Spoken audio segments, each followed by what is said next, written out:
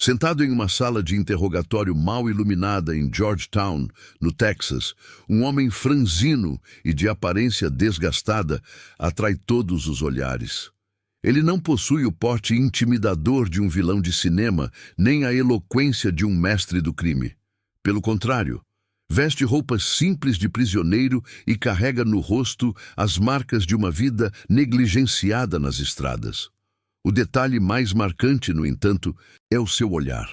Henry Lee Lucas possui um olho de vidro, uma esfera estática que parece observar o vazio, enquanto o outro olho, o real, foca nos detetives com uma intensidade desconcertante. Ao seu redor, o clima é de uma estranha camaradagem. Não há gritos, nem agressividade. Os policiais, membros da elite dos Texas Rangers, tratam o prisioneiro com uma cortesia quase reverencial, oferecendo-lhe café fresco, cigarros e seus milkshakes favoritos. Para o mundo que observa de fora, Henry não é apenas um detento comum. Ele é tratado como uma celebridade sombria, o homem que detém as chaves para centenas de mistérios não resolvidos.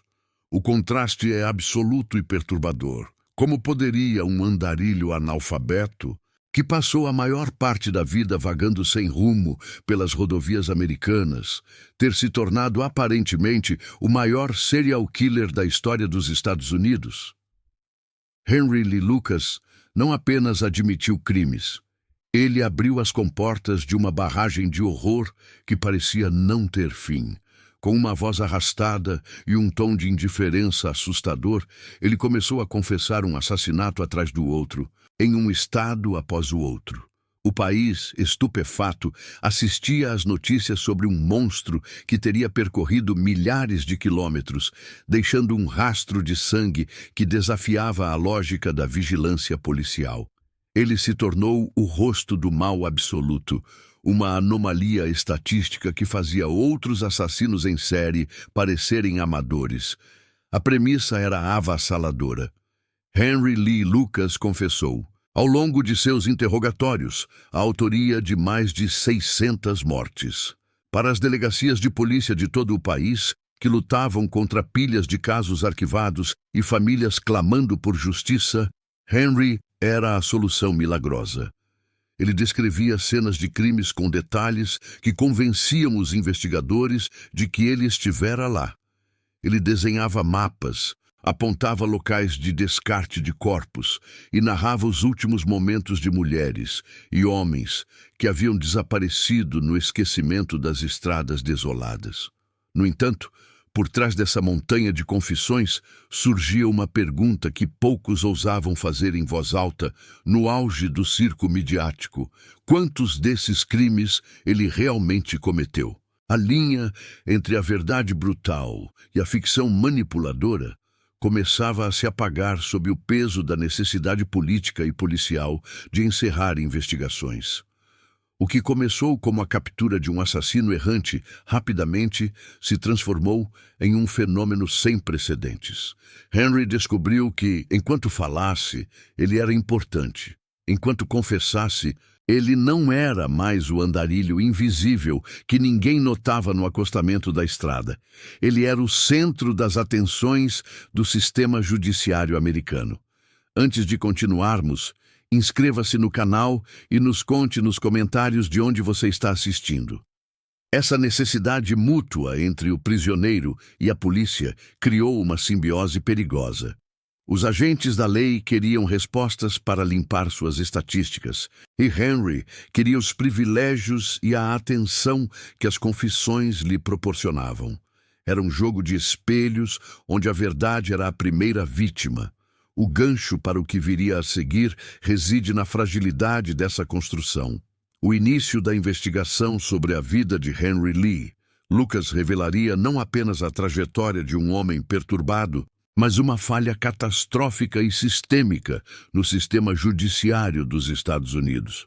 Estávamos diante de um assassino real ou de um mentiroso patológico que encontrou um público desesperado para acreditar nele?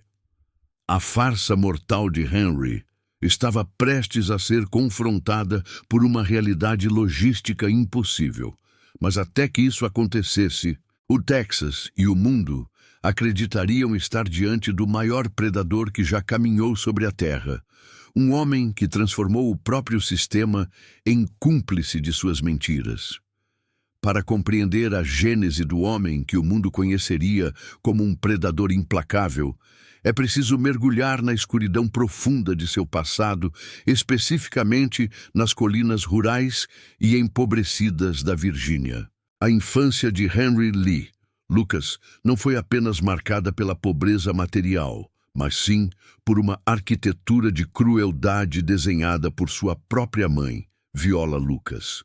Viola era uma mulher de temperamento vulcânico e moralidade distorcida, que trabalhava como prostituta e exercia um controle absoluto e sádico sobre seus filhos. Naquela pequena e decadente cabana de madeira, Henry aprendeu muito cedo que o amor era uma moeda inexistente e que a sobrevivência dependia de suportar o insuportável. Viola Lucas não oferecia o acalento esperado de uma figura materna. Em vez disso, ela transformou a vida de Henry em um espetáculo de humilhação constante. Frequentemente, ela o obrigava a assistir aos seus encontros sexuais com clientes, punindo qualquer sinal de desvio de olhar ou desaprovação. Como uma forma de tortura psicológica, Viola, por vezes, forçava Henry a se vestir com roupas femininas e a frequentar a escola dessa maneira, expondo-o ao ridículo público e quebrando sua identidade antes mesmo que ela pudesse se formar. As agressões físicas eram igualmente rotineiras, desferidas com pedaços de madeira, cabos de vassoura ou qualquer objeto que estivesse ao alcance de suas mãos, calejadas pelo trabalho e pelo ódio. Foi nesse ambiente de violência extrema que Henry sofreu a lesão que marcaria sua aparência para sempre. Embora existam versões conflitantes sobre o incidente, o resultado foi a perda definitiva de um de seus olhos, substituído por uma prótese de vidro que lhe conferia aquele olhar fixo e perturbador. Esse olho de vidro tornou-se o símbolo físico de uma infância fragmentada, um lembrete constante de que o mundo era um lugar onde a dor era a única constante. Enquanto crescia, Henry desenvolveu uma mente profundamente perturbada, refugiando-se em fantasias sombrias e demonstrando traços clássicos de psicopatia, como a crueldade contra animais e um isolamento emocional quase absoluto. Ele era um espectro silencioso, movendo-se pelas sombras de uma casa onde o trauma era o pão de cada dia. O ponto de ruptura definitivo ocorreu em 1960. Aos 23 anos, Henry já carregava um reservatório de ressentimento que transbordava. Durante uma discussão violenta na residência da família Viola, em mais um de seus surtos de fúria, atacou o filho fisicamente. Dessa vez, porém, algo dentro de Henry se quebrou de forma irreversível. Em um ato de brutalidade catártica, ele reagiu com uma força que parecia acumulada por décadas de opressão. Ele esfaqueou Viola Lucas no pescoço, assistindo enquanto a mulher que o torturara durante toda a vida sucumbia no chão daquela mesma casa que servira de palco para seus abusos. O assassinato de sua mãe foi o seu batismo de sangue, o momento em que ele deixou de ser apenas uma vítima para se tornar um agressor. Após o crime, Henry foi detido e julgado. Devido ao seu histórico e ao óbvio desequilíbrio mental, ele foi condenado pelo assassinato, mas enviado para hospitais psiquiátricos estatais, em vez de uma prisão comum de segurança máxima. Durante os anos seguintes, ele circulou pelos corredores estéreis e ecoantes de instituições como o Hospital Estadual de Ionia. Ali, entre médicos e terapias experimentais, Henry aprendeu uma nova habilidade, a manipulação. Ele percebeu que, ao adotar um comportamento dócil e demonstrar um falso remorso, ele poderia navegar pelo sistema de forma a obter benefícios. Ele se tornou o paciente modelo, o homem de fala arrastada que parecia ter domado seus demônios internos. Surpreendentemente, Após cerca de 10 anos de internação, o sistema judiciário e psiquiátrico cometeu um erro que custaria caro à sociedade. Baseados em avaliações superficiais e na aparente calma de Henry, os especialistas o consideraram um homem recuperado e apto a reintegrar a vida civil. Ele foi libertado e devolvido às ruas, um andarilho sem rumo com uma ficha criminal manchada de sangue, mas com a liberdade concedida pelo próprio Estado que deveria protegê-lo. Henry voltou a vagar pelas estradas, um fantasma errante em busca de uma identidade que nunca possuiu. No entanto, sua jornada solitária estava prestes a tomar um rumo ainda mais sombrio. O destino, em sua ironia mais macabra, estava preparando o palco para um encontro fortuito que transformaria sua trajetória errática em uma aliança de puro horror. Henry Lee Lucas não ficaria sozinho por muito tempo, e o encontro que mudaria tudo estava prestes a acontecer sob o sol escaldante das rodovias americanas. Henry vagava pelas rodovias empoeiradas dos Estados Unidos, um homem sem raízes e com uma alma permanentemente fragmentada. Foi em uma instituição de caridade na Flórida, entre o cheiro acre de sopa barata e o desespero silencioso de outros despossuídos, que seus olhos de vidro cruzaram com o olhar errático e inquietante de Otis Toole. Otis era uma figura grotesca, de dentes falhos e uma inteligência visivelmente limitada que escondia uma propensão assustadora para o caos gratuito e a piromania. O reconhecimento entre os dois foi imediato, não por uma afinidade comum de caráter, mas por uma ressonância sombria de escuridão pura. Eles eram dois predadores solitários que perceberam, no silêncio de uma refeição compartilhada, que a estrada seria menos solitária se fosse percorrida em dupla. A conexão entre Henry e Otis Toole transformou-se rapidamente em uma das parcerias mais bizarras e perigosas da história criminal americana.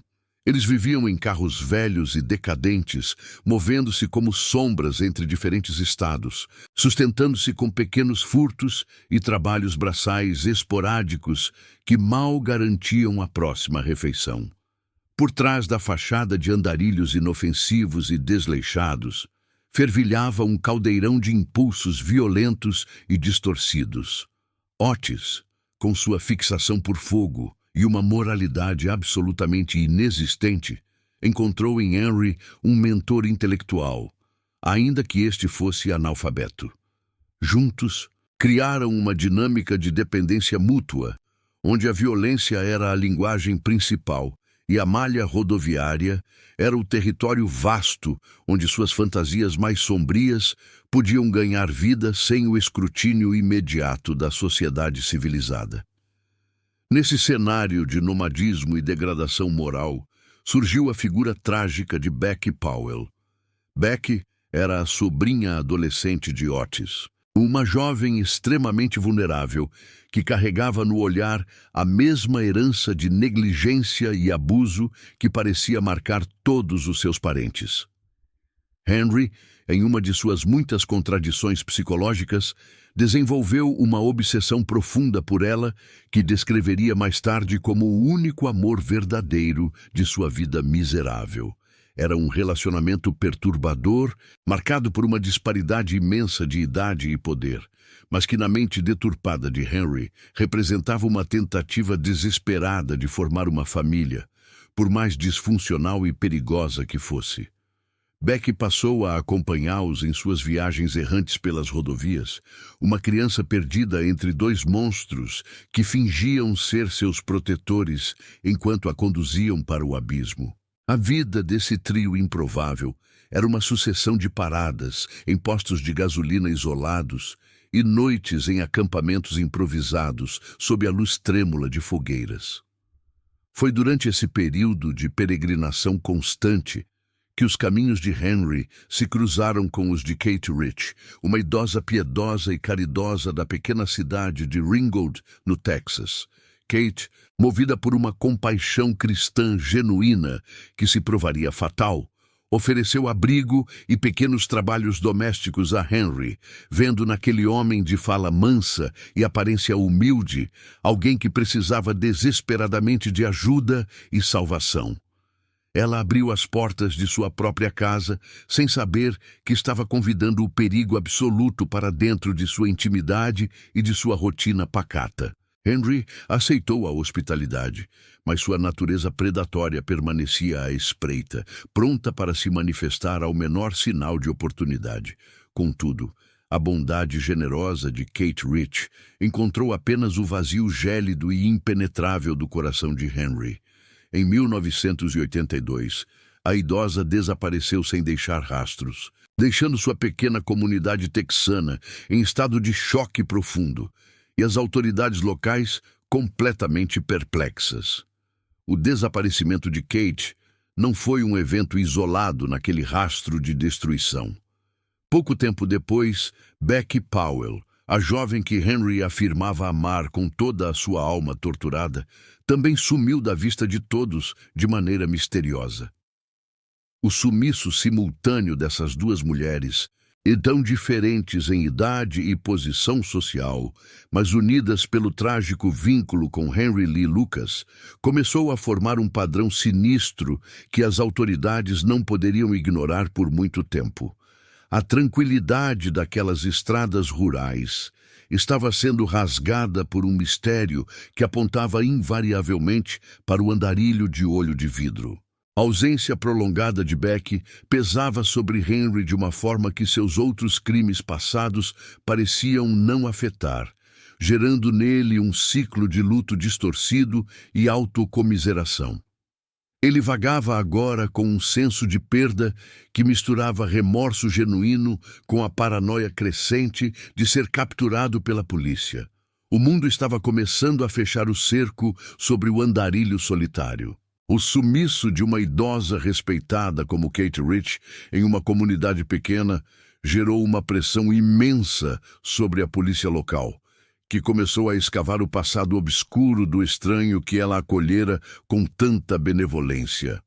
A rede complexa de mentiras que Henry construíra ao longo de anos de errância estava prestes a sofrer seu primeiro grande abalo sob o escrutínio rigoroso da lei. O desaparecimento misterioso de Kate Rich e da jovem Becky Powell seria o fio de Ariadne, o rastro de migalhas que levaria os investigadores diretamente ao coração da escuridão profunda de Henry. O que começou apenas como uma busca rotineira por pessoas desaparecidas em condados isolados estava prestes a se transformar no ponto de partida crucial para a descoberta de uma das maiores e mais complexas farsas criminais já registradas na história americana.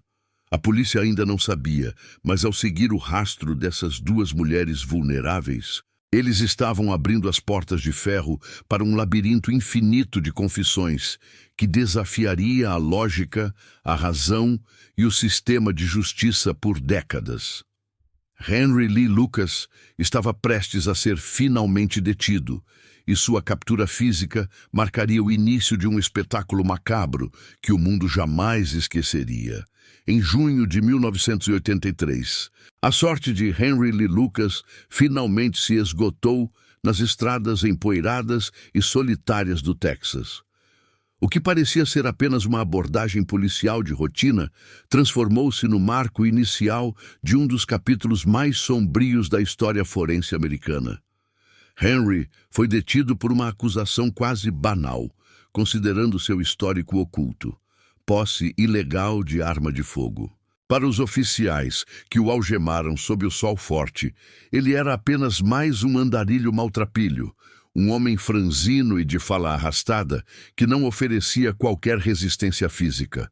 No entanto, ao cruzar o limiar da cela fria em Georgetown, Henry carregava um peso que não conseguia mais sustentar no silêncio amargo de sua mente distorcida.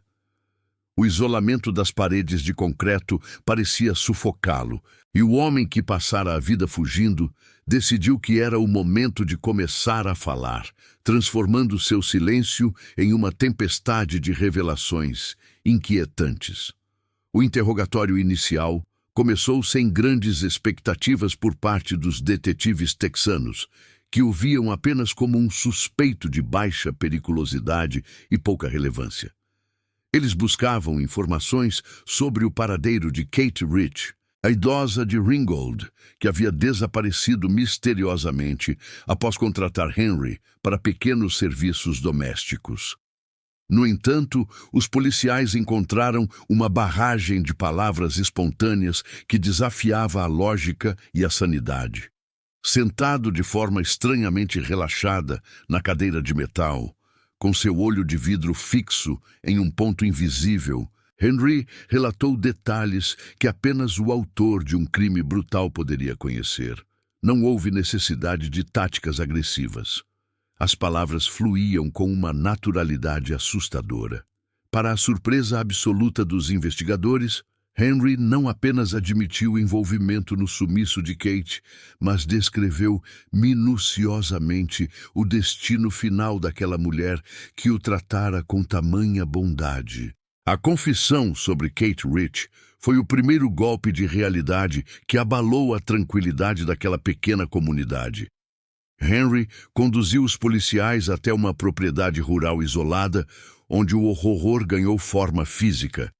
Com uma calma perturbadora, ele apontou para um velho fogão a lenha em um galpão abandonado. Ali, entre as cinzas frias, os peritos descobriram fragmentos ósseos humanos calcinados e restos de vestimentas. Era tudo o que restava da generosidade de Kate. Ver aquele homem pequeno descrever como havia descartado o corpo no fogo, tratando a vida como mero entulho a ser eliminado, provocou um calafrio profundo na força policial. Henry não demonstrava qualquer remorso, exibia apenas um estranho alívio, como se, ao compartilhar o segredo, estivesse transferindo o fardo de sua alma para aqueles homens da lei. O verdadeiro abismo emocional de Henry surgiu quando o nome de Becky Powell foi mencionado na sala de interrogatório.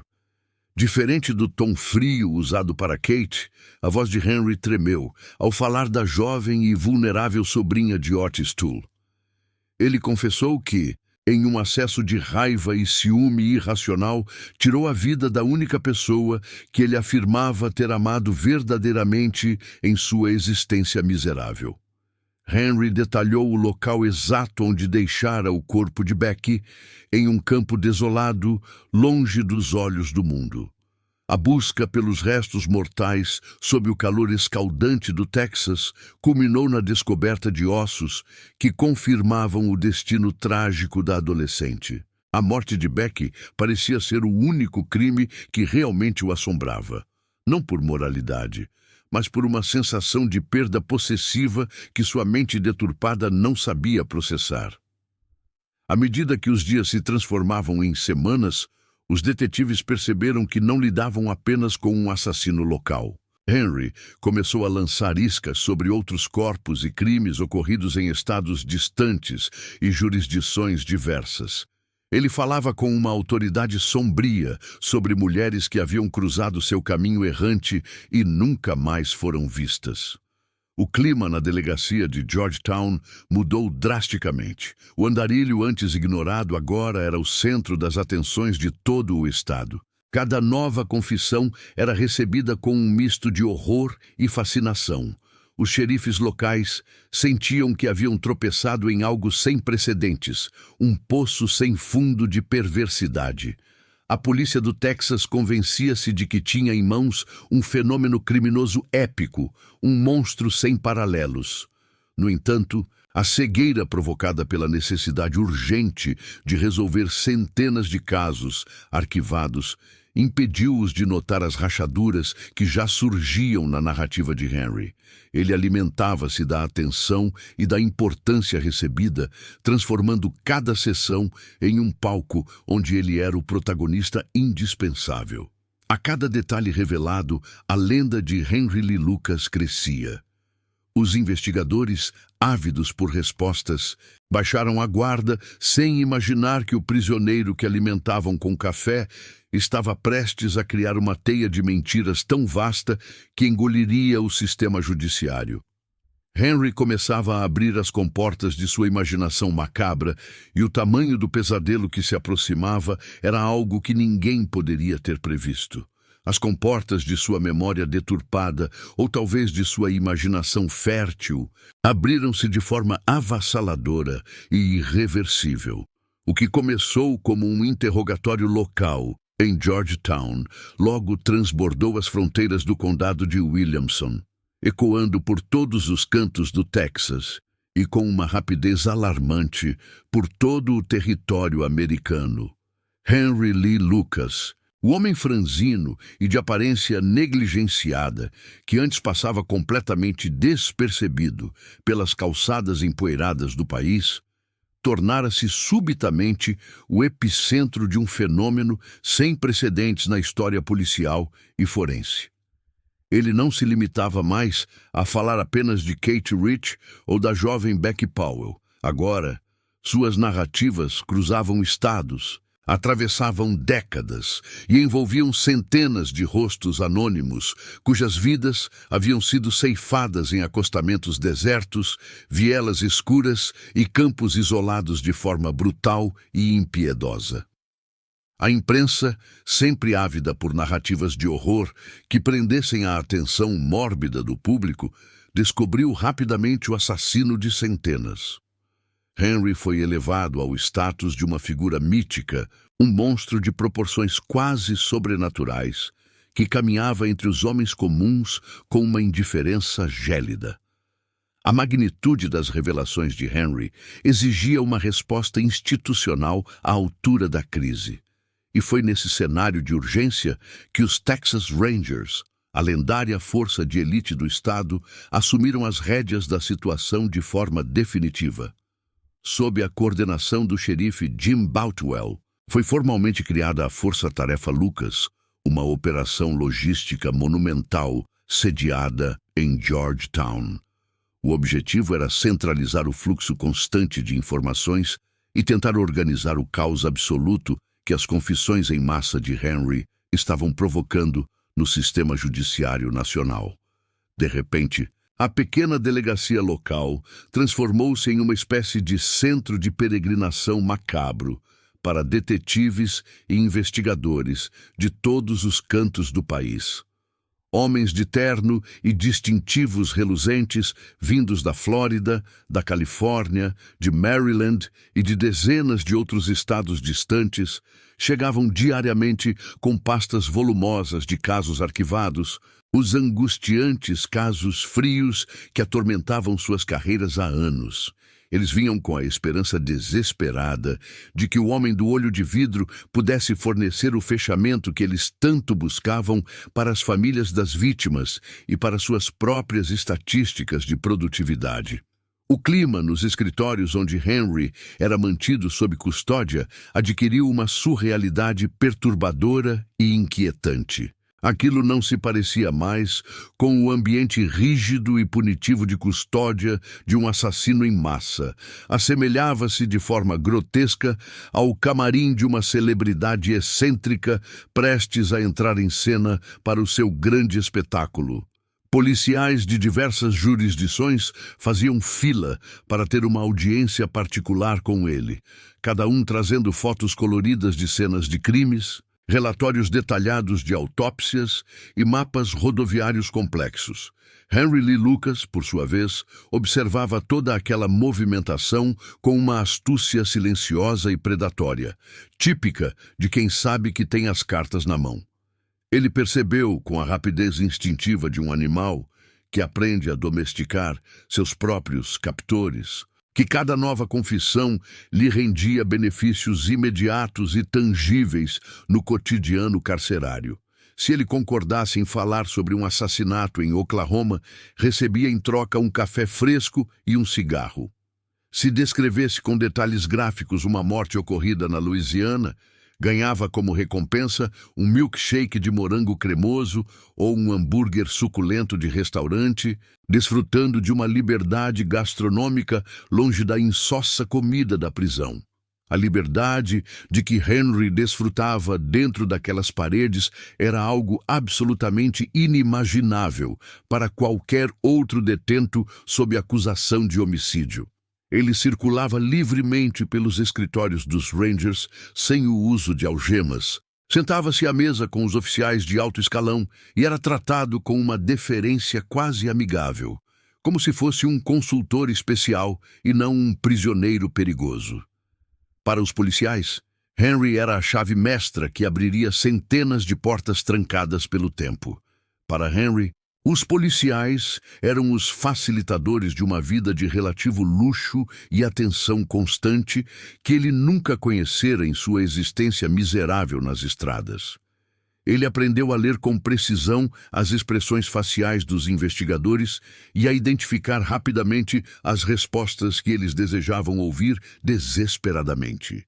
O sistema judiciário estava tão ansioso para limpar as pilhas de processos de crimes não resolvidos que as regras mais básicas de um interrogatório isento foram deixadas de lado em favor de uma colaboração mútua e perigosa. Henry Lee Lucas descobriu, enfim, que quanto mais ele confessava, melhor ele era tratado pelos homens da lei. Ele transformou sua palavra na moeda mais valiosa daquela prisão, percebendo que o seu bem-estar dependia da manutenção constante daquele fluxo de horror. O que ninguém parecia questionar, em meio àquela euforia burocrática de encerrar processos antigos, era a viabilidade física e temporal de um único homem cometer tamanha atrocidade em tantos lugares diferentes ao mesmo tempo. O espetáculo estava apenas começando e Henry sabia que o seu tratamento de celebridade dependia inteiramente da manutenção daquela farsa grandiosa e sangrenta. A rotina dentro da prisão de Georgetown desafiava qualquer lógica do sistema penitenciário convencional. Henry Lee Lucas não era apenas um detento.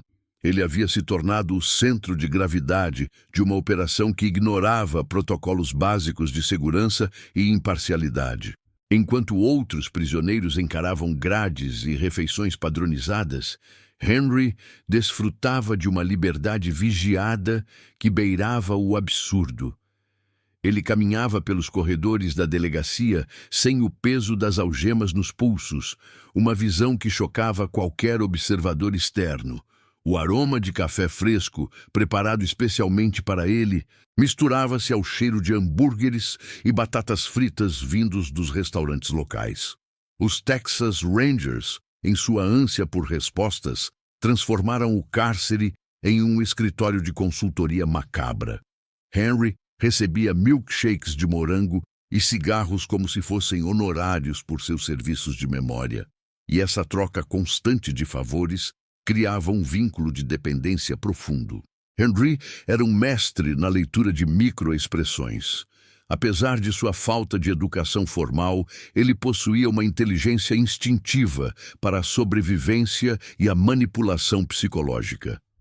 Durante os interrogatórios, ele observava atentamente a linguagem corporal dos detetives. Se um investigador inclinava o corpo para frente com expectativa ao mencionar um detalhe, Henry captava aquele sinal imediatamente.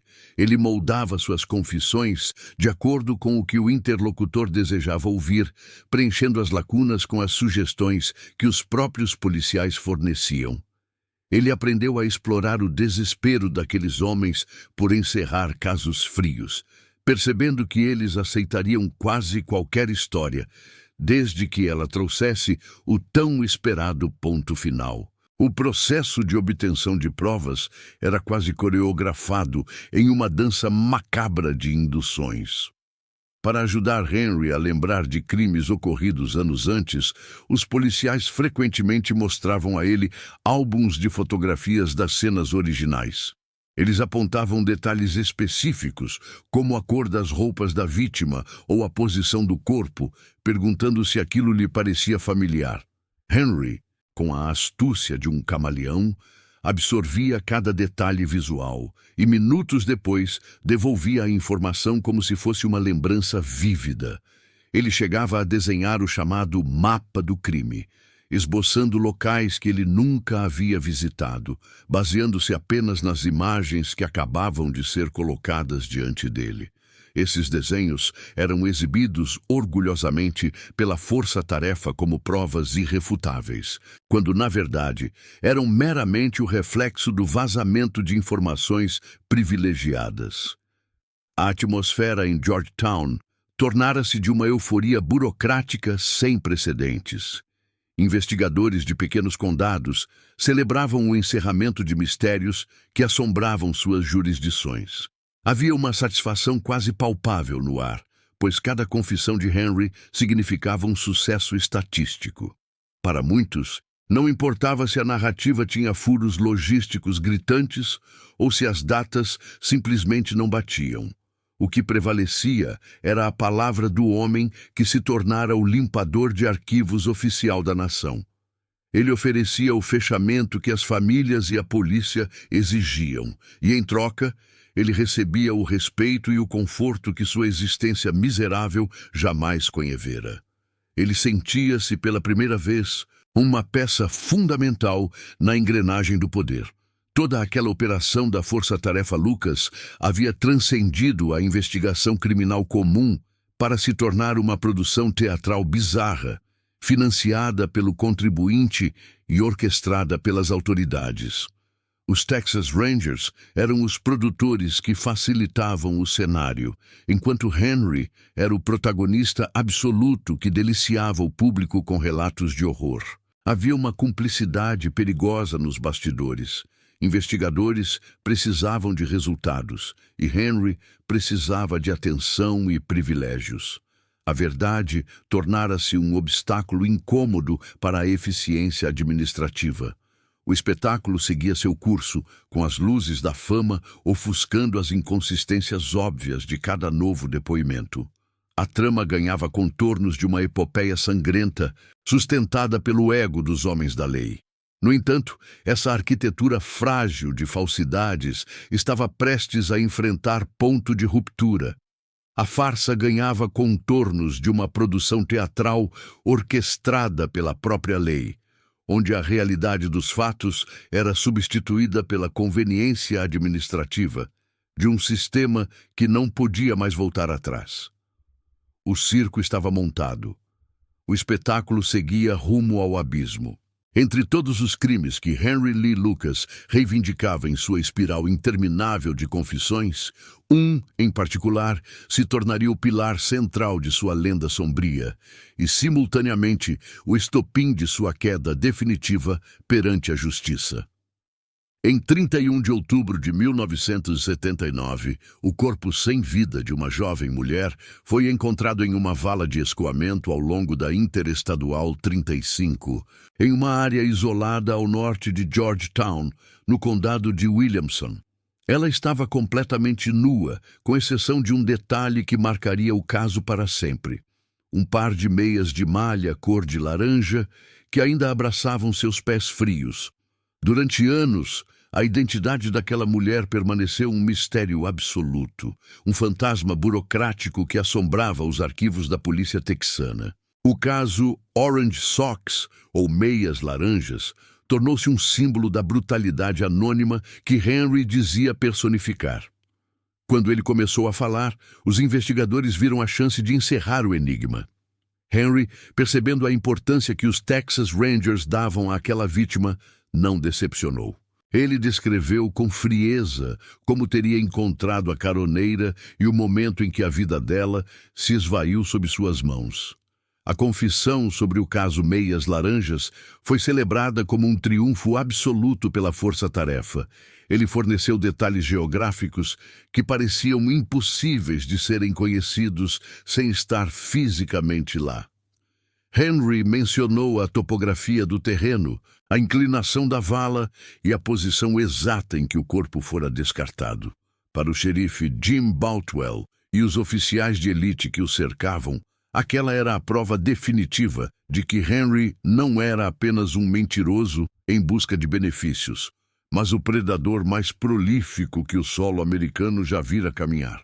O julgamento em 1984 foi um espetáculo de horror e fascinação mórbida. O tribunal de Georgetown estava lotado e a figura de Henry, com seu olho de vidro fixo no vazio, personificava o mal para as câmeras. Baseado quase inteiramente em sua própria confissão detalhada e na autoridade dos Texas Rangers que validavam suas palavras, o júri não hesitou nem por um instante. Henry Lee Lucas foi condenado à morte pela execução da mulher das meias laranjas. A sentença foi recebida com um suspiro de alívio coletivo que ecoou por todo o Texas, trazendo uma sensação de fechamento para uma sociedade profundamente aterrorizada. As manchetes dos jornais estampavam a vitória da justiça e os Rangers foram elevados ao status de heróis nacionais que haviam domado o monstro. Henry aceitou o veredito com uma indiferença perturbadora, mantendo sua rotina de milkshakes enquanto aguardava o transporte para o corredor da morte. No entanto, enquanto as celebrações ocorriam nos corredores do poder em Austin, uma sombra de dúvida começava a se projetar sobre a integridade de todo o processo. Jim Mattox, o procurador-geral do Texas, um homem conhecido por sua obstinação e rigor técnico, não estava convencido pela narrativa harmoniosa que a polícia havia construído.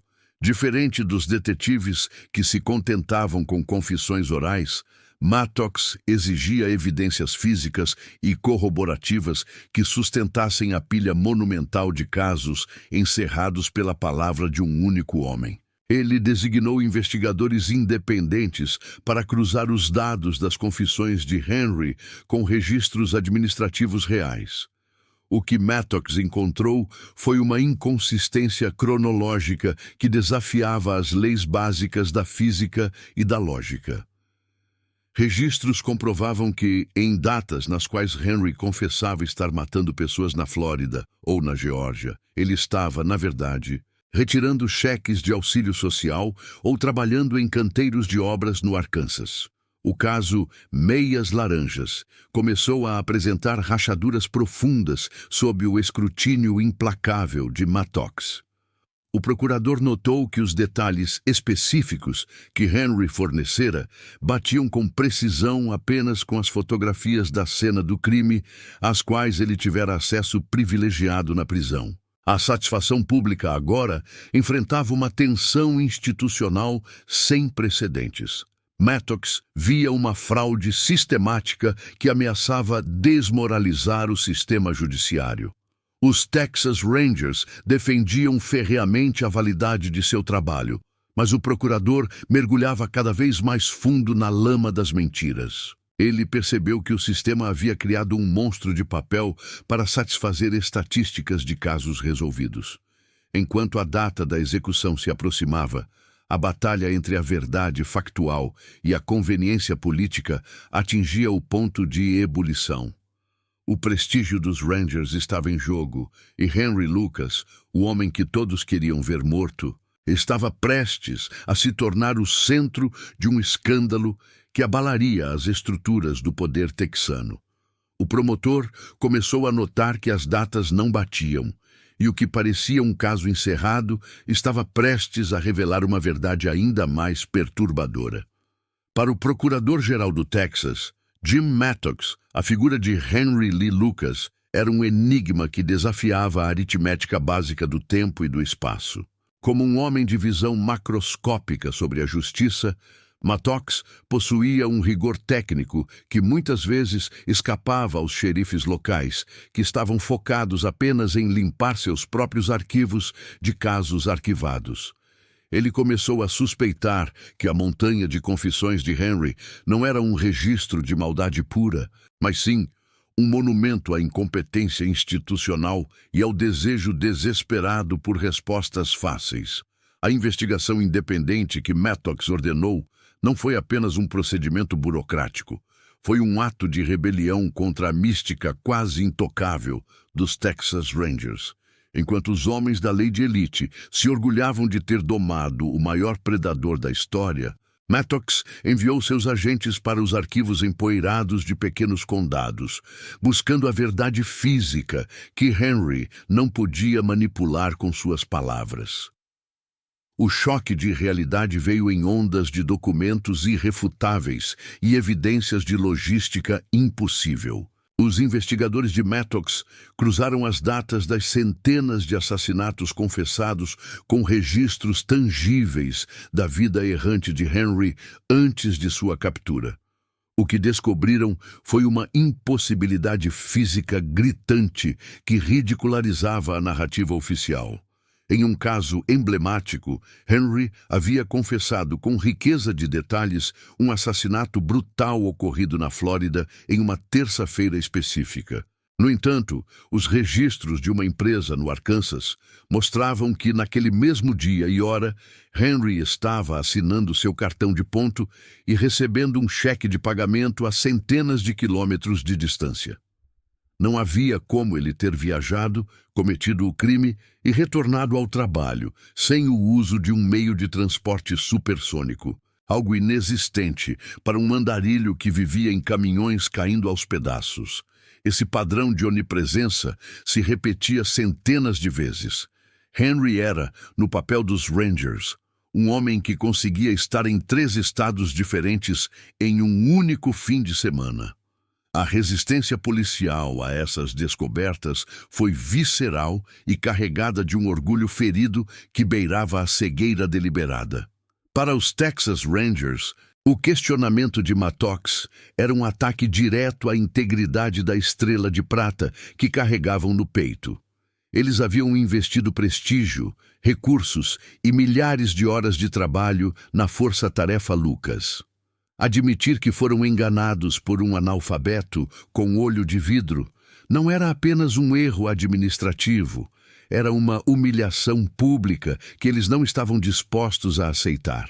Os oficiais acusavam Mattox de ter motivações puramente políticas, alegando que ele estava tentando minar a autoridade da polícia para ganhar pontos com eleitores.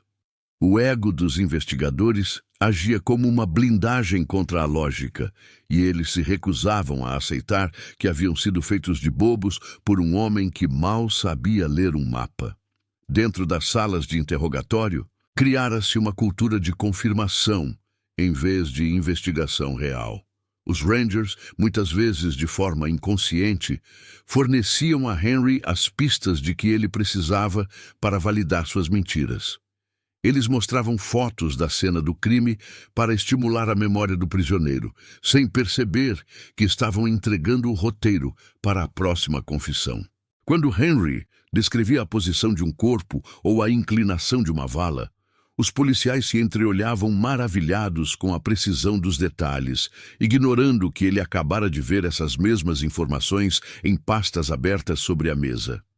Jim Mattox identificou esse ciclo vicioso como uma forma de hipnose coletiva, onde a necessidade de ordem social e sucesso profissional sobrepujava a busca pela verdade objetiva.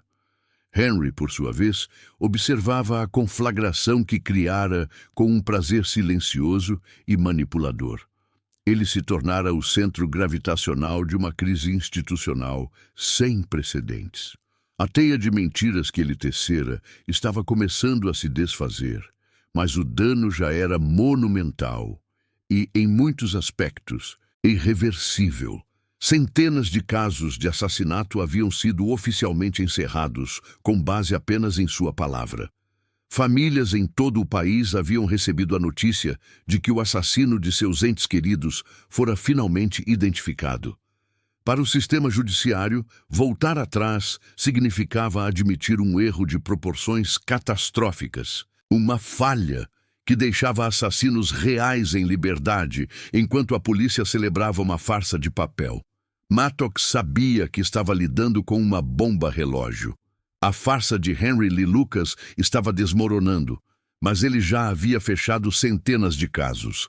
E a verdade agora era uma intrusa indesejada em um espetáculo que não podia parar. O método da farsa não era apenas uma invenção de um andarilho astuto, mas uma obra-prima de conveniência administrativa e autoengano coletivo. Dentro das salas de interrogatório, onde o cheiro de café barato e cigarro impregnava as paredes, o processo de alimentação de Henry Lee Lucas ocorria de forma quase ritualística. Os investigadores, muitas vezes de maneira inconsciente, tornaram-se os arquitetos das mentiras que Henry narrava. O protocolo de interrogatório, que deveria ser um filtro rigoroso para a verdade, transformou-se em uma sessão de leitura guiada. Detetives ansiosos por encerrar casos que assombravam suas jurisdições há décadas, depositavam sobre a mesa pastas repletas de fotografias coloridas de cenas de crimes, relatórios de autópsias e mapas detalhados.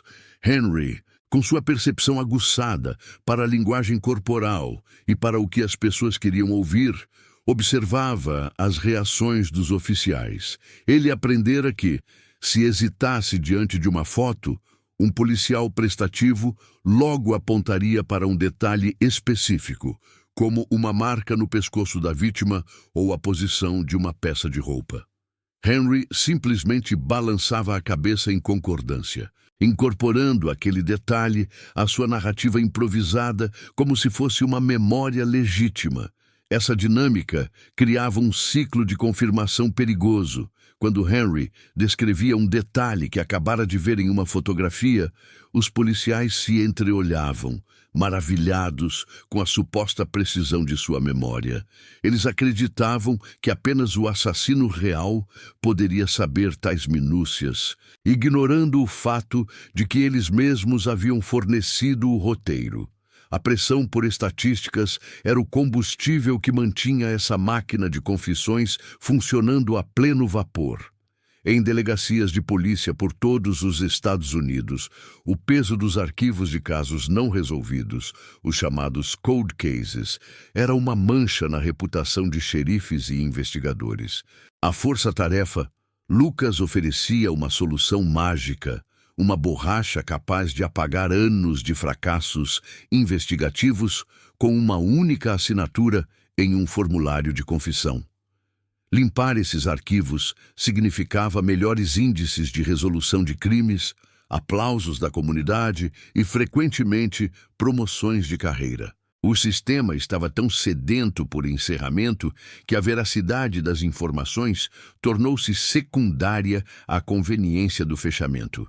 A cumplicidade silenciosa que envolvia essas confissões era assustadora, porque ninguém questionava as viagens impossíveis que Henry teria que fazer para realizar tantos crimes.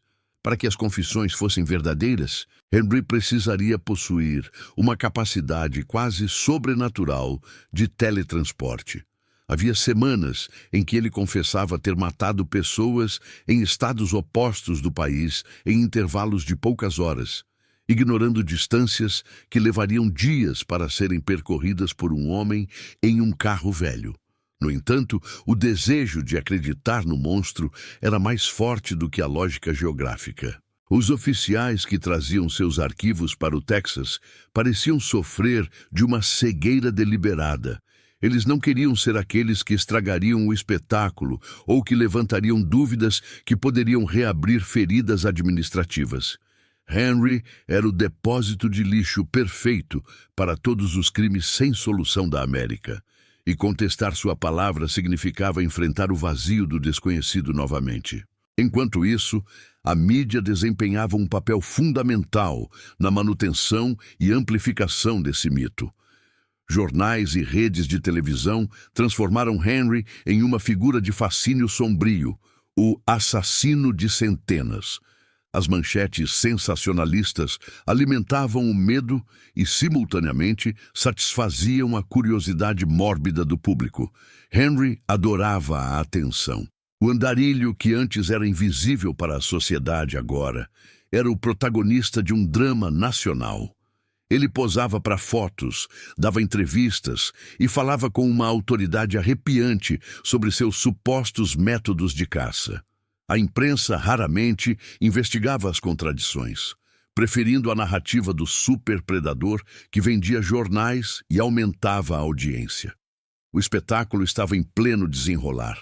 Sustentado por um tripé de vaidade policial, sensacionalismo midiático e a manipulação psicológica de um prisioneiro que descobriu que a mentira era sua melhor ferramenta de sobrevivência.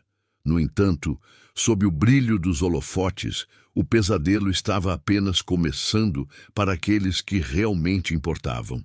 As famílias das vítimas, que inicialmente sentiram o alívio de uma justiça tardia, começavam a notar as rachaduras na fachada.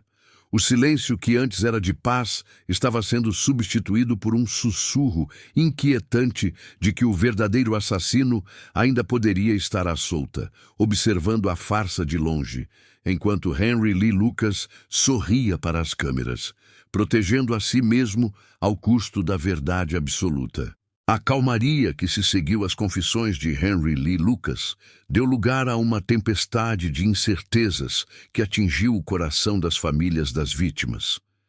Imagine a dor de uma mãe que, após anos de orações, recebe a notícia de que o monstro que levou sua filha foi pego. Por meses, essas pessoas dormiram sem o peso da dúvida. O fechamento oferecido pela força-tarefa era um bálsamo, uma ilusão de que a justiça cumprira seu papel. Contudo, quando as inconsistências apontadas por Jim Mattox e jornalistas ganharam os jornais, esse bálsamo virou ácido. A reabertura dos casos não era só burocracia, era uma violação emocional. Descobrir que a confissão era farsa significava que o assassino real continuava livre, talvez observando o circo com escárnio. A esperança de justiça deu lugar a um vazio aterrorizante, pior que o silêncio anterior. O impacto psicológico sobre os parentes era devastador. Muitos confrontaram Henry em audiências, descarregando décadas de ódio sobre o homem de olho de vidro, descobrindo depois que gritavam com um impostor. O sistema, na pressa de limpar estatísticas, roubou dessas pessoas a chance do luto verdadeiro. Nas cidades pequenas, onde xerifes celebraram a resolução de crimes históricos, o triunfo virou vergonha amarga. Detetives evitavam os olhares dos familiares, incapazes de sustentar a mentira que ajudaram a construir. A traição não vinha apenas de Henry, mas de uma segurança pública que preferiu o conforto da mentira à busca pela verdade. O pesadelo de que o culpado real pudesse morrer livre tornou-se a nova realidade das famílias, condenadas a uma vida de incertezas corrosivas. A ferida foi rasgada de novo pela negligência daqueles que juraram proteger a sociedade civil americana. Enquanto o descontentamento crescia nas ruas, a máscara de Henry Lee Lucas mudava. Jornalistas astutos, munidos de registros de emprego e viagens que não batiam com as datas das mortes, começaram a pressioná-lo. O que era cooperação servil virou um jogo de gato e rato perverso. Confrontado com provas de que estava a centenas de quilômetros de um local de crime, Henry não demonstrava remorso. Seu semblante se iluminava com um brilho malicioso. Ele percebeu que a verdade não importava mais para sua notoriedade. O andarilho analfabeto, antes ignorado, descobriu que possuía o poder de ridicularizar as autoridades respeitadas do Texas. Ele não temia o desmascaramento. Ele o abraçava como parte de sua nova identidade como mestre da manipulação. A verdade era apenas um obstáculo que ele aprendera a contornar. Henry começou a se gabar abertamente de sua inteligência sobre os Texas Rangers. Em conversas com repórteres, descrevia como os policiais lhe entregavam as respostas de bandeja. Ele ria ao lembrar como fingia pensar antes de confirmar um detalhe que o investigador sugerira por meio de fotos ou perguntas. "Eu fiz a polícia de boba", dizia com satisfação infantil e perturbadora. Ele não se via como prisioneiro, mas como um diretor macabro que convenceu o mundo de que sua ficção era realidade. Cada confissão aceita era um troféu. Ele se deliciava com o fato de homens treinados terem se tornado seus assistentes na construção de um mito que servia apenas aos seus interesses de conforto e fama. Ele controlava o roteiro, decidindo quando as autoridades sorririam e quando passariam vergonha total e absoluta.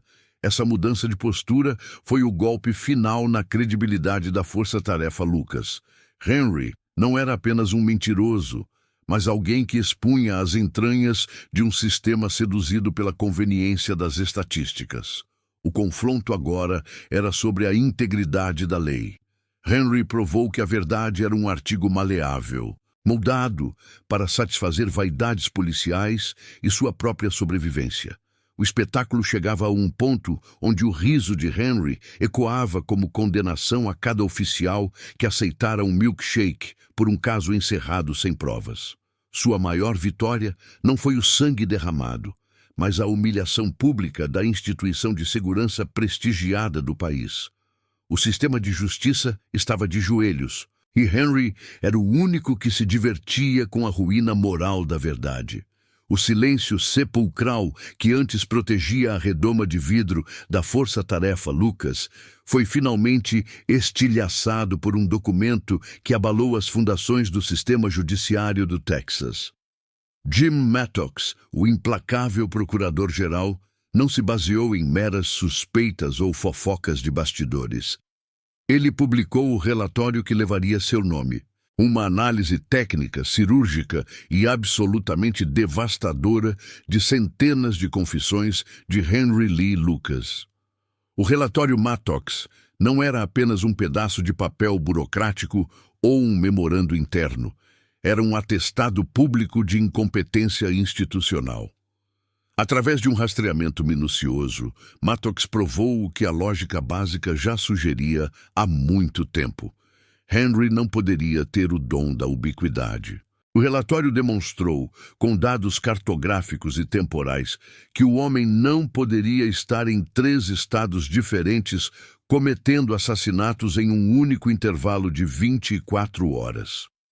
As evidências apresentadas eram humilhantes para os investigadores que o cercavam. Registros de ponto de empregos em postos de gasolina e depoimentos de testemunhas oculares no Arkansas colocavam Henry a milhares de quilômetros de distância das valas poeirentas onde ele alegava ter descartado corpos. O documento detalhava como a logística de Henry era fisicamente impossível, exigindo que ele cruzasse fronteiras estaduais a velocidades irreais sem nunca parar.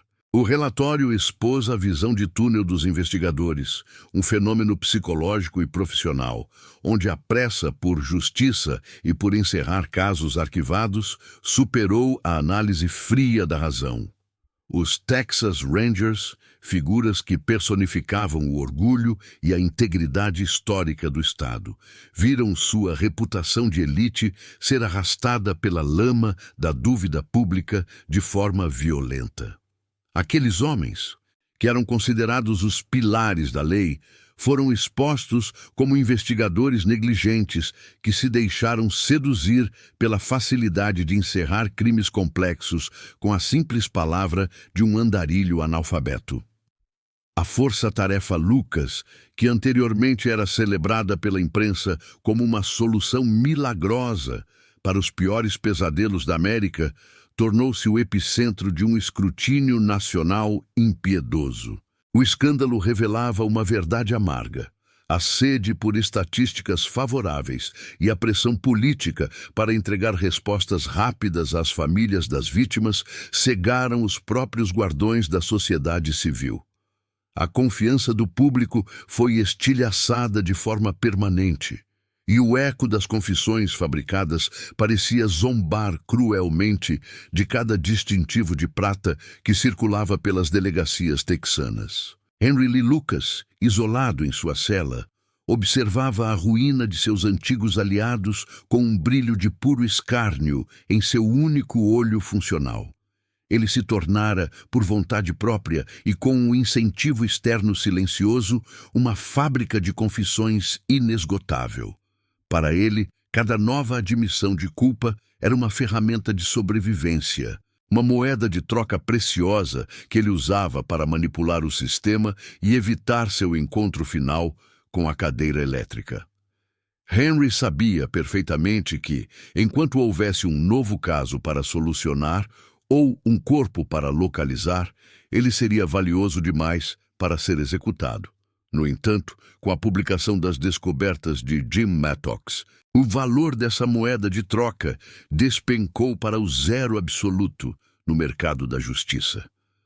Suas palavras, que antes eram recebidas como ouro puro por xerifes ansiosos de todo o país, agora eram tratadas como um veneno político altamente contagioso que ninguém queria tocar. O isolamento de Henry começou de forma abrupta e cruel. Os privilégios que outrora tornavam sua vida no cárcere uma rotina de pequena celebridade desapareceram da noite para o dia.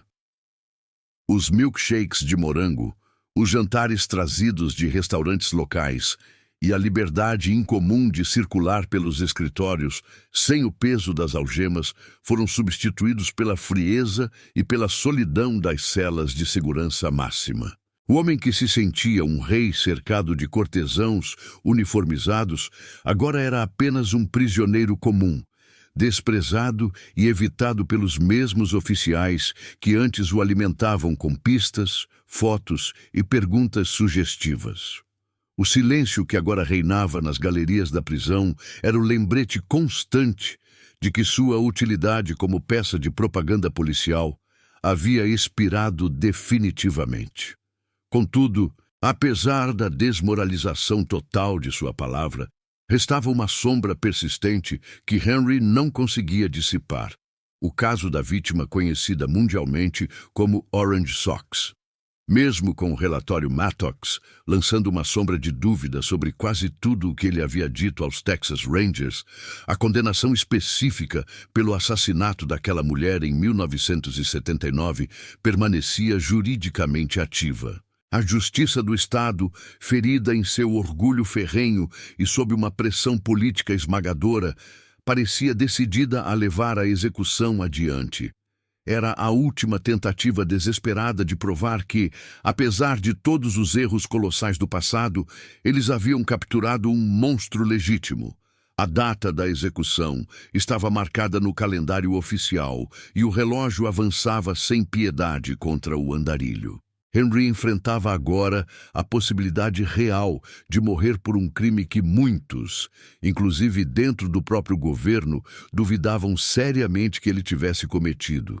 Enquanto isso, os verdadeiros assassinos permaneciam livres nas sombras, protegidos indiretamente pela farsa monumental que Henry Lee Lucas e o sistema judiciário haviam construído juntos. Em contagem regressiva para a execução final de Henry Lee Lucas em 1998, não era apenas o prelúdio do fim de um homem, mas o clímax de um drama jurídico que dividia o Texas em um debate moral.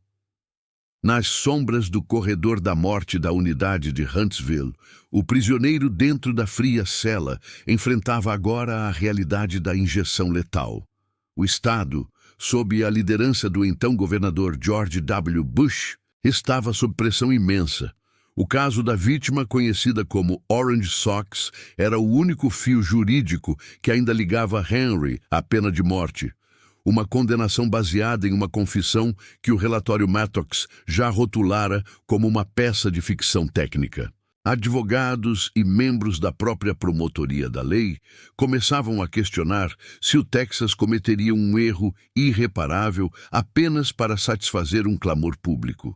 O clima era de tensão, onde a verdade parecia uma mercadoria escassa e a conveniência política ditava o ritmo dos acontecimentos. Dentro do gabinete governamental, George W. Bush enfrentava um dilema complexo. Como defensor da pena de morte, qualquer recuo poderia ser interpretado como fraqueza. No entanto, o peso das evidências ou a falta absoluta delas tornava-se um fardo para a consciência jurídica do Estado. O Conselho de Perdões e Liberdade Condicional, em uma decisão que desafiou décadas de tradição, recomendou a comutação da sentença. A ironia era cortante. O homem que se gabava de ter ceifado centenas de vidas estava prestes a ter sua vida poupada pelo crime porque a justiça não conseguia provar que ele era o autor daquela única morte específica. Era o paradoxo supremo de Henry Lee Lucas. Sua própria rede de mentiras criou um escudo de incerteza que o protegeu do carrasco. Quando a intervenção de Bush transformou a sentença de morte em prisão perpétua, o Texas mergulhou em choque em todo o estado. Foi a única vez que o governador concedeu clemência a um condenado à morte. O anúncio não foi recebido com alívio, mas com uma mistura amarga de descrença e fúria. Para as famílias das vítimas reais, que Henry de fato assassinou, e para aquelas cujos entes queridos foram mortos por criminosos que caminhavam livres devido às confissões fraudulentas dele, a notícia foi um golpe devastador. A sensação não era de justiça, mas de que o sistema fora humilhado mais uma vez por um andarilho que soube manipular as falhas das instituições. Henry Lucas permaneceria vivo atrás das grades, servindo como uma lembrança constante de uma era de negligência policial e vaidade. As reações foram viscerais. Nas escadarias dos tribunais e nas salas de estar de parentes enlutados, o sentimento de traição era quase físico. Muitos viam a comutação como um prêmio ao maior mentiroso da história criminal. Enquanto Henry recebia a notícia com uma calma perturbadora, talvez com um sorriso de satisfação por ter vencido o sistema em seu próprio jogo, o rastro de destruição que ele deixou no processo judiciário tornava-se permanente. A confiança na infalibilidade da elite dos Texas Rangers e na integridade das confissões estava em frangalhos. O caso de Orange Sox permanecia um mistério, uma ferida aberta que a justiça tentou fechar com um selo de morte e que agora voltava a sangrar sob a luz perpétua da prisão. O sistema tentara usar Henry para limpar arquivos, e Henry usara o sistema para sobreviver. A permanência de Henry Lee Lucas na prisão perpétua não era apenas uma questão de custódia, era a manutenção de um monumento vivo ao erro humano. Ele não era mais o super-assassino das manchetes, mas um símbolo de como o desejo por respostas rápidas pode cegar os guardiões da lei. A poeira das rodovias por onde ele viajou, ao lado de Otis Toole, parecia ter se assentado sobre os processos judiciais, obscurecendo a linha entre fato e ficção. O governo do Texas, ao poupar sua vida, admitiu que a palavra de Henry era um terreno movediço demais para sustentar uma execução. O homem que assassinou a verdade continuaria a respirar pelo resto dos seus dias, enquanto a justiça tentava reconstruir sua credibilidade sobre os escombros de centenas de casos encerrados indevidamente. Henry Lucas agora era um prisioneiro perpétuo, mas o rastro de destruição no sistema era permanente. A poeira dos holofotes finalmente baixou, deixando Henry Lee Lucas em um limbo de obscuridade que ele tanto temia. Longe das câmeras de televisão e dos cadernos de anotações dos detetives ávidos, o homem que um dia reivindicou ser o ceifador de centenas de almas tornou-se uma sombra rastejante nos corredores de concreto da unidade Ellis, no Texas. O tratamento de realeza, regado a milkshakes de morango e privilégios descabidos, era agora uma memória amarga e distante. Henry, com seu corpo cada vez mais frágil e seu característico olho de vidro que parecia fitar um vazio absoluto, passou a ser visto pelos outros detentos não como um predador temível, mas como uma figura patética, um mentiroso cujas fábulas haviam perdido o poder de sedução. Os anos que se seguiram à comutação de sua pena foram marcados por um silêncio opressor e uma rotina monótona. Henry passava horas em sua cela, muitas vezes perdido em monólogos desconexos ou tentando manter viva a chama de sua importância através de cartas enviadas a jornalistas que já não respondiam com o mesmo entusiasmo de antes. O sistema judiciário, Após o trauma institucional causado pelo relatório Mattox, queria apenas esquecer que ele existia. Cada dia que Henry passava atrás das grades era um lembrete vivo de uma falha colossal que ninguém no governo do Texas desejava revisitar. Ele era um segredo inconveniente, trancado a 7 chaves, cuja voz rouca e narrativa fantasiosa já não encontravam ouvidos dispostos a serem novamente enganados pela sua lábia manipuladora. Enquanto Henry definhava na solidão texana o destino de seu antigo parceiro de crimes e andanças, Otis Toole, também chegava a um desfecho sombrio e solitário na Flórida. Em setembro de 1996, Otis morreu na prisão vítima de insuficiência hepática, levando consigo uma teia de mentiras e contradições tão complexa quanto a de Henry.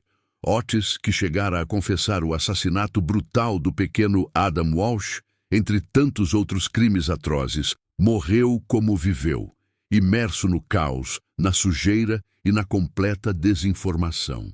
A morte de Otis foi o primeiro prego no caixão daquela era sombria das confissões em massa.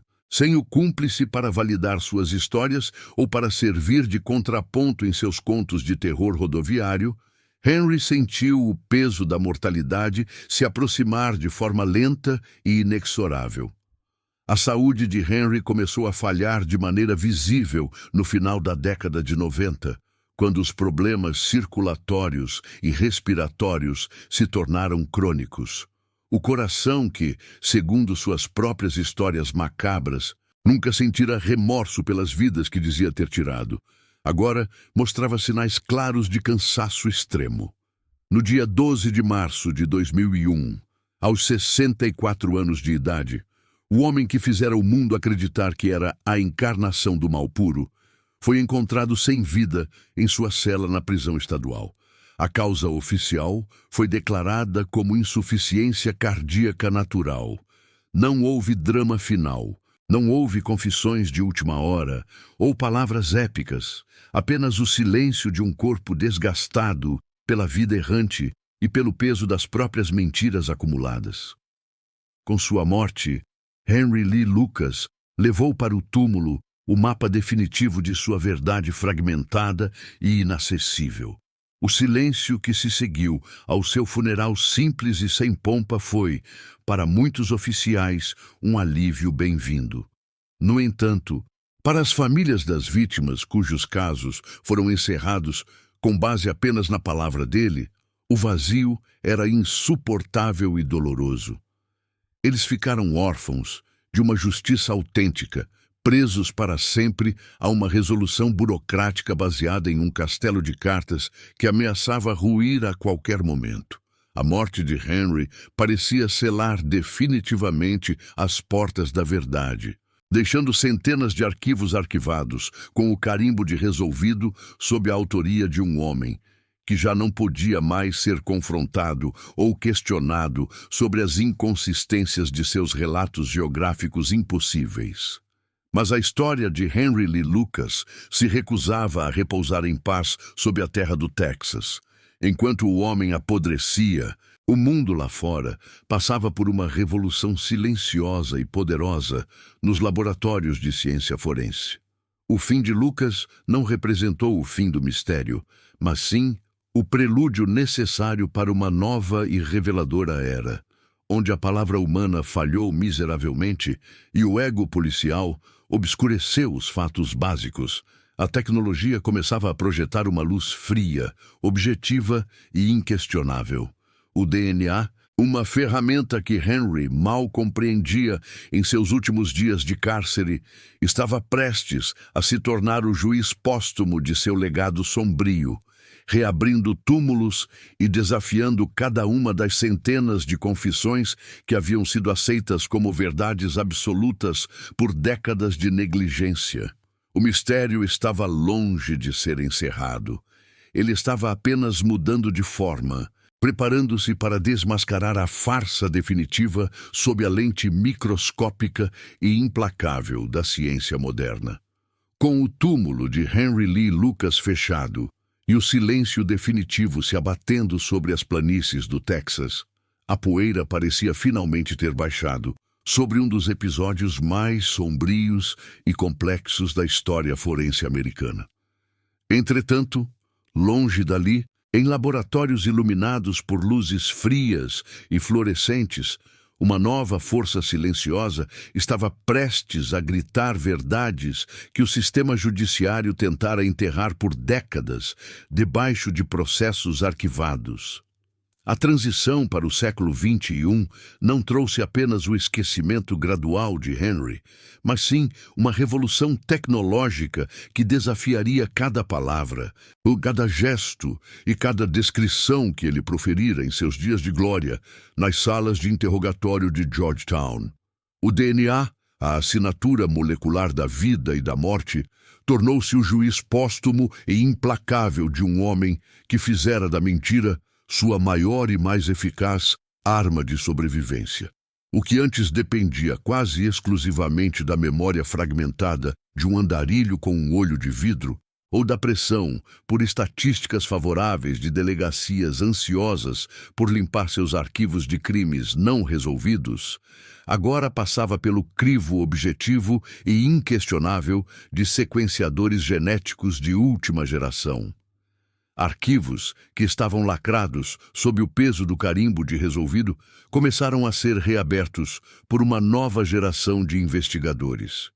Evidências biológicas, outrora negligenciadas ou guardadas de forma precária em sacos de papel em salas de evidências úmidas e empoeiradas, foram submetidas a testes que Henry Lee Lucas jamais poderia ter imaginado em seus delírios de grandeza. Caso após caso, a narrativa monumental e aterrorizante construída pela força-tarefa Lucas começou a desmoronar como um castelo de cartas sob um vendaval de evidências científicas irrefutáveis. Em jurisdições espalhadas por todos os Estados Unidos, investigadores modernos, despidos dos preconceitos e dos egos inflamados da década de 80, descobriram uma realidade estarrecedora. O material genético encontrado em cenas de crimes brutais atribuídas a Henry simplesmente não batia com o seu perfil genético. O impacto dessa descoberta foi sísmico para a criminologia. A ciência estava provando que Henry Lee Lucas mentira sobre quase tudo de forma sistemática. Ele não era o monstro onipresente que as rodovias americanas temiam nas lendas urbanas. Ele era, em essência, um oportunista astuto que aprendera a ler os desejos mais profundos de seus captores e a alimentá-los com as fábulas macabras que eles estavam desesperados para ouvir. O ponto de inflexão mais dramático e simbólico dessa jornada de desmistificação ocorreu com o caso que quase o levou à Câmara de Execução, o mistério da mulher conhecida mundialmente apenas como Meias Laranjas. Em 2019, o avanço da genealogia genética forense finalmente devolveu a identidade e a dignidade àquela vítima esquecida em uma vala de beira de estrada. Ela tinha um nome: Deborah Jackson. Deborah era uma jovem de 24 anos, natural de Abilene, no Texas, que desaparecera em 1979 enquanto buscava um novo começo em sua vida. Quando o DNA identificou Deborah Jackson de forma definitiva e as evidências originais do crime foram revisadas sob os padrões científicos modernos, a conclusão foi um golpe devastador na integridade histórica dos antigos Texas Rangers. Henry Lee Lucas não a matara. O crime que serviu de pilar central para sua condenação à morte e que justificou anos de tratamento privilegiado com milkshakes e liberdade vigiada era uma fraude absoluta fundamentada apenas em palavras vazias. A identificação de Deborah Jackson representou uma redenção tardia para sua família, mas também expôs a ferida aberta da negligência institucional. Para os Jackson, o encerramento que lhes fora vendido décadas antes era uma mentira cruel Uma farsa burocrática que permitiu ao verdadeiro assassino de sua filha caminhar livremente enquanto a polícia celebrava uma confissão oca de um prisioneiro manipulador. Essa era a verdade nua e crua que emergia dos tubos de ensaio. Por trás de cada confissão falsa de Henry, havia uma vítima real, cuja justiça fora sacrificada no altar da conveniência e da pressa política. Enquanto o Texas se orgulhava de ter capturado o suposto maior serial killer da história, predadores reais continuavam a espreitar nas sombras, protegidos pelo escudo de impunidade que as mentiras de Henry lhes proporcionara involuntariamente. Quantos assassinos morreram de velhice, cercados por suas famílias e segredos, enquanto o mundo acreditava piamente que o monstro já estava atrás das grades? A redenção das vítimas não era apenas sobre identificar os mortos com precisão, mas sobre reconhecer que a busca pela verdade fora corrompida pelo desejo de respostas fáceis. A ciência não estava apenas limpando o nome de um morto. Ela estava expondo como o sistema judiciário falhara em sua missão primordial de proteger os inocentes e punir os verdadeiros culpados.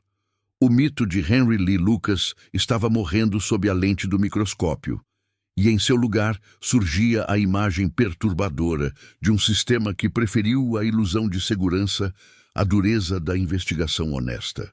Ao contemplarmos os escombros da narrativa monumental que Henry Lee Lucas construiu ao longo de décadas, somos forçados a enfrentar uma das perguntas mais inquietantes da história criminal. O que realmente motiva um homem a reivindicar para si a autoria de centenas de horrores que jamais cometeu? A análise final sobre a psique de Henry revela que ele não era movido apenas pela sobrevivência física ou pelo desejo de evitar o corredor da morte através de privilégios como milkshakes e comida de restaurante. No cerne de suas mentiras, habitava um homem que, após uma vida inteira de invisibilidade, abusos e desprezo, descobriu na infâmia o seu único refúgio de importância. Para Henry, cada confissão era um palco e cada detetive era um espectador atento. Ele amava ser o centro das atenções, o mestre de um espetáculo macabro que transformou um andarilho analfabeto em uma peça fundamental no tabuleiro do poder judiciário americano. Ao vestir o manto do maior serial killer da história, Henry Lee Lucas finalmente sentiu que sua existência miserável possuía algum peso no mundo, mesmo que esse peso fosse forjado em sangue fictício e sofrimento alheio. Essa necessidade patológica de validação encontrou o ambiente perfeito nas delegacias do Texas, onde a pressão por estatísticas e o ego policial criaram o que hoje chamamos de visão de túnel na investigação criminal. A lição que a posteridade herdou deste caso é uma ferida aberta e purulenta na história forense mundial. Os Texas Rangers, símbolos de uma justiça implacável, permitiram que o desejo por respostas fáceis e o encerramento rápido de casos arquivados obscurecessem a necessidade de provas físicas inquestionáveis. A farsa de Henry só foi possível porque o sistema judiciário, em sua arrogância institucional, preferiu acreditar na palavra de um manipulador astuto do que enfrentar a árdua e silenciosa tarefa da investigação técnica. O perigo da visão de túnel reside exatamente aí. Quando a conclusão é decidida antes da evidência, a justiça deixa de ser uma busca pela verdade e se torna uma produção teatral, onde o culpado é apenas um ator desempenhando um papel pré-determinado. Refletindo de forma pragmática, resta a dúvida sobre a verdadeira natureza violenta de Henry. Ele foi, de fato, um serial killer? A resposta científica e histórica é um sim melancólico, mas com ressalvas profundas. A análise póstuma sugere que Henry Lee Lucas foi responsável por apenas 3 assassinatos confirmados. O de sua mãe, Viola Lucas, em 1960. O de sua namorada e sobrinha de Otis Toole, Becky Powell e o da idosa Kate Rich. Esses crimes, embora brutais, não o colocariam no panteão dos maiores assassinos da história se não fosse pela colaboração involuntária de um sistema falho. O verdadeiro horror da farsa de Henry Lee Lucas não reside na quantidade de mortes que ele causou, mas na quantidade de justiça que ele impediu. Cada vez que ele assinava uma confissão falsa, o verdadeiro assassino de alguém, um estuprador, um psicopata ou um predador ativo, recebia de presente a liberdade e a garantia de que jamais seria procurado. A resolução final desta história é banhada por uma ironia suprema e amarga. Henry Lee Lucas, o homem que confessou centenas de mortes para se tornar uma lenda, acabou sendo salvo da execução justamente porque o sistema não conseguiu provar que ele era o culpado de uma única morte específica, a de Deborah Jackson, a jovem Meias Laranjas. A justiça, paralisada pela magnitude de suas próprias falhas e mentiras, não teve outra escolha a não ser comutar sua pena por intermédio de George W. Bush. Henry morreu de causas naturais em uma cela de prisão em 2001, levando consigo segredos que o DNA continuaria a desvendar por décadas. O impacto duradouro dessa farsa mortal na história forense mundial é o de uma reforma necessária, porém tardia. Hoje, as confissões sozinhas raramente sustentam um caso sem o apoio da ciência molecular. Uma proteção erguida sobre as ruínas da credibilidade que Lucas destruiu. O encerramento dramático dessa saga nos deixa com a imagem de Henry Lee Lucas, sorrindo para as câmeras, um sorriso enigmático que capturava o triunfo do mentiroso sobre a autoridade. Ele não apenas matou indivíduos, ele assassinou a paz de espírito de centenas de famílias que acreditaram por um breve momento que seus entes queridos haviam recebido justiça real.